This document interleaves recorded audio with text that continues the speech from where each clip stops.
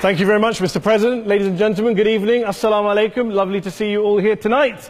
We are having a very entertaining night, are we not, with some very interesting things being said from the other side of the house tonight.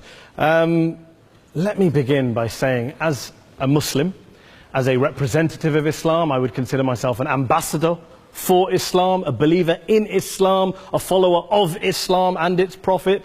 So, in that capacity, let me begin by apologizing to Anne-Marie for the Bali bombings. I apologize for the role of my religion and me and my people, for the killing of Theo van Gogh, for 7/7. Yes, that was all of us. That was Islam, that was Muslims, that was the Quran. I mean, astonishing claims to make in the very first speech tonight, on a day like today, where the Conservative Prime Minister of the United Kingdom is having to come out and point out that these kind of views are anathema. And I believe you're trying to stand for the Labour Party to become an MP in Brighton. If you do, and you make these comments, I'm guessing you'll have the whip withdrawn from you, but then again, UKIP's on the rise, they'll take you, the BNP, they might have something to say about your views. What Mehdi Hassan always does. By the way, just on a factual point, since we heard a lot about the second speaker, about how backward we Muslims all are, on a factual point, you said that Islam was born in Saudi Arabia. Islam was born in 610 AD. Saudi Arabia was born in 1932 AD. So you were only 1,322 years off. Not bad? Not bad start there. Talking of maths, by the way, a man named Al-Khawarizmi was one of the greatest mathematicians of all time, a Muslim, worked in the golden age of Islam. He's the guy who came up with not just algebra, but algorithms. Without algorithms, you wouldn't have laptops. Without laptops, Daniel Johnson tonight wouldn't have been able to print out his speech in which he came to berate us Muslims for holding back the advance and intellectual achievements of the West, which all happened without any contribution from anyone else other than the Judeo-Christian people of Europe. In fact, Daniel David Levering, the author of the Pulitzer Prize-winning historian and author of The Golden Crucible, points out that there would be no Renaissance, there would be no Reformation in Europe without the role played by Ibn Sina and Ibn Rushd and some of the great Muslim theologians, philosophers, scientists in bringing Greek texts to Europe.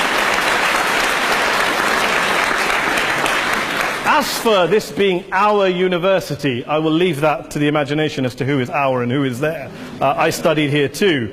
An astonishing set of speeches so far making this case tonight. A mixture of just cherry-picked quotes, facts and figures, self-serving, selective, a farrago of distortions, misrepresentations, misinterpretations, misquotations.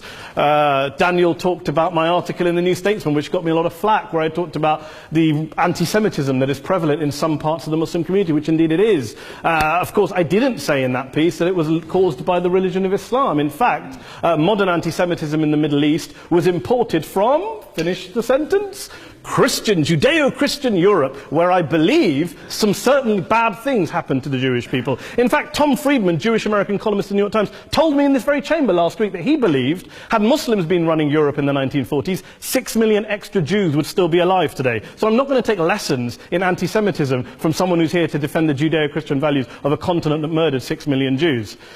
Moving swiftly on. Yes. Absolutely. Well, I'm about to make that point. No, I'm about to make that point. You're right. I agree with you 110%. That is my point. I don't think Europe is evil or bad. I'm a very proud European. I don't want to judge Europe on that basis, but if we're going to play this gutter game where we pull out the Bali bombing and we pull out examples of anti-Semitism in the Islamic community, then of course I'm going to come back and say, well, hold on. I mean, look, let's be very clear. Daniel here was a last-minute replacement for Douglas Murray, who had to pull out. And Douglas and I have a well-documented differences, but to be fair to Douglas, as to be fair to Anne-Marie and to Peter, atheists.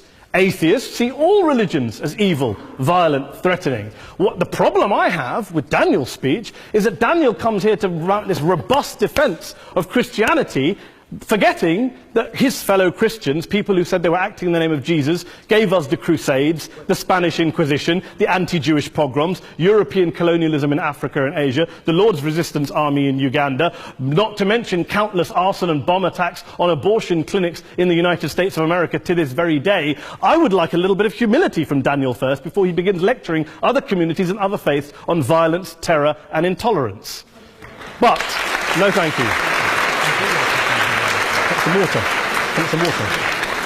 But I would say this, to address the gentleman's very valid point here, I'm not going to play that game. I don't actually believe that Christianity is a religion of violence and hate because of what the LRA does in Uganda or what Crusaders did to Jews and Muslims in Jerusalem when they took back the city in the 12th or 13th or whatever century it was.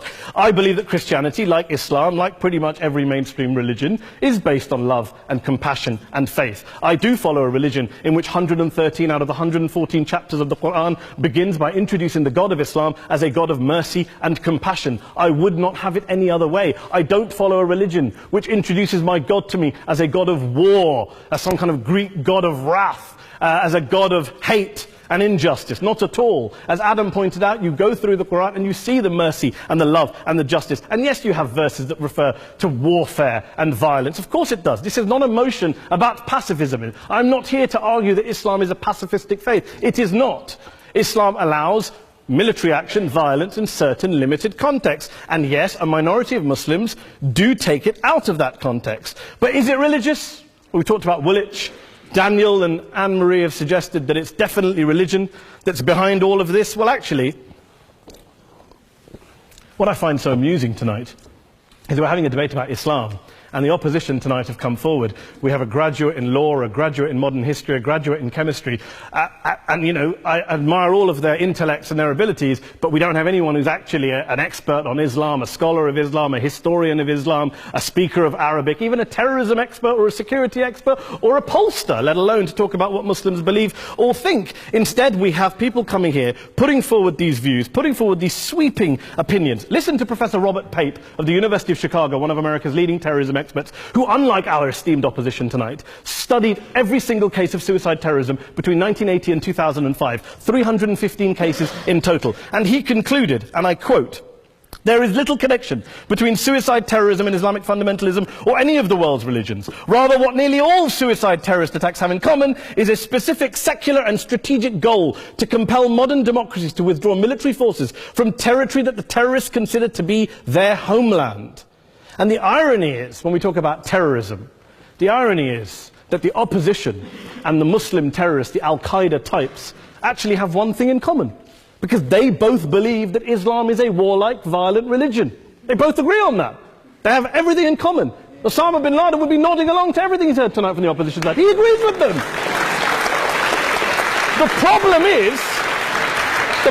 is that mainstream Muslims don't. The majority of Muslims around the world don't.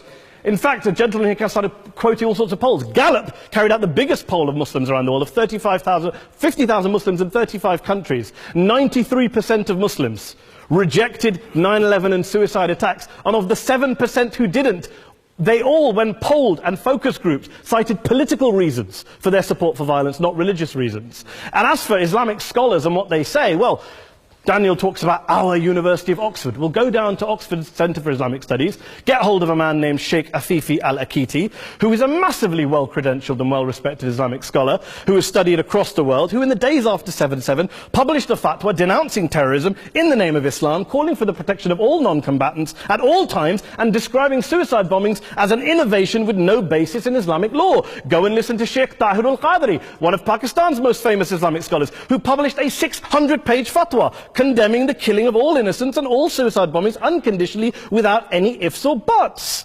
There's nothing new here. This is mainstream Islam, mainstream scholarship, which has said this for years. You don't go out and kill people willy-nilly in the high street or anywhere else, on a bus or a mall, based on verses of the Quran that you cherry-pick without any context, any understanding, any interpretation, or any commentary. Point of information. Please. Well, it doesn't happen apparently. I didn't say it doesn't happen at all. I never said it didn't happen. I don't blame Islam. Yes, it's a very good point. And a lot of us are campaigning against that. And we're campaigning against it in the name of Islam. We're campaigning against it in the name of various interpretations of Islam. Anne-Marie comes and scares us with her talk of Sharia law. I would like to see the book of Sharia law. It doesn't exist. People argue over what Sharia law is. And you empower the extremists by saying there is only one version. You empower them all. I don't believe you took any interruptions, Anne-Marie, so I think you should stay there for a moment. Several countries. Here's what we're dealing with. Here's what we're dealing with. We are dealing, I took your point. Here we are dealing with a 1400-year-old global religion followed by 1.6 billion people in every corner of the world, a quarter of humanity, of all backgrounds, cultures, ethnicities. And yet the opposition tonight wants to generalize, stereotype, smear in order to desperately win this debate. And here's my question, if we're going to generalize and smear. If, okay, people say yesterday's bombers, and we've got to be careful, there's a trial going on, were yesterday's attackers, motivated by Islam? Big debate. I don't believe they were. Let's say they were. Let's say Faisal Shahzad, the Times Square bomber, was motivated by Islam. Let's assume, for sake of argument, that Richard Reeves, the shoe bomber, was motivated by Islam. If Islam is responsible for these killings, if Islam is what is motivating these people, and Islam is therefore not a religion of peace, a religion of war, then ask yourself this question: why aren't the rest of us doing it? Why is it such a tiny minority of Muslims are interpreting their religion in the way that the opposition claim they are? Let's assume there are 16,000 suicide bombers in the world. There aren't. Let's assume there are for the sake of argument.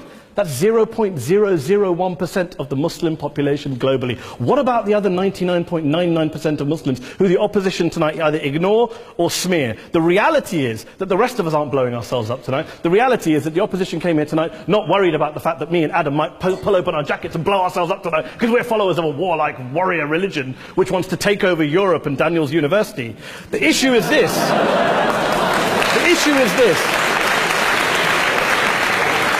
Unless the opposition can tell us tonight, and Peter Atkins is here, one of our great atheist intellectuals, can tell us tonight, can answer this question tonight: why don't the vast majority of Muslims around the world behave as violently and aggressively as a tiny minority of politically motivated extremists? Then they might as well give up and stop pretending they have anything relevant to say about Islam or Muslims as a whole. Ladies and gentlemen, let me just say this to you. Think about what the opposite of this motion is. If you vote no tonight, think about what you're saying the opposite of this motion is. That Islam isn't a religion of peace, it's a religion of war, of violence, of terror, of aggression. That the people who follow Islam, me, my wife, my retired parents, my 6-year-old child, that 1.8 million of your fellow British residents and citizens, that 1.6 billion people across the world, your fellow human beings, are all followers, promoters, believers in a religion of violence. Do you really think that? Do you really believe that to be the case? They say that in the Oxford Union, the most famous debate was in 1933, when Adolf Hitler looked out for the result of the King and Country motion, where they voted against fighting for King and Country, and Hitler was listening out for the result. Well, tonight, 80 years on, there are two groups of people around the world who I would argue are waiting for the result of tonight's vote. There are the millions of peaceful, non-violent, law-abiding Muslims, both in the UK, Europe, Asia, Africa and beyond, who see Islam as the source of their identity, as a source of spiritual fulfillment, of hope, of solace. And there are the phobes, the haters, the bigots out there who want to push the clash of civilizations, who want to divide all of us into them and us and ours and their. Ladies and gentlemen, I urge you all not to fuel the arguments of the phobes and bigots. Don't legitimize their divisions. Don't legitimize their hate. Trust those Muslims who you know, who you've met, who you hear, who don't believe in violence, who do want you to hear the peaceful message of the Quran as they believe it to be taught to the majority of Muslims, the Islam of peace and compassion and mercy, the Islam of the Quran, not of Al-Qaeda. Ladies and gentlemen, I beg to propose this motion to the House. I urge you to vote yes tonight. Thank you very much for your time.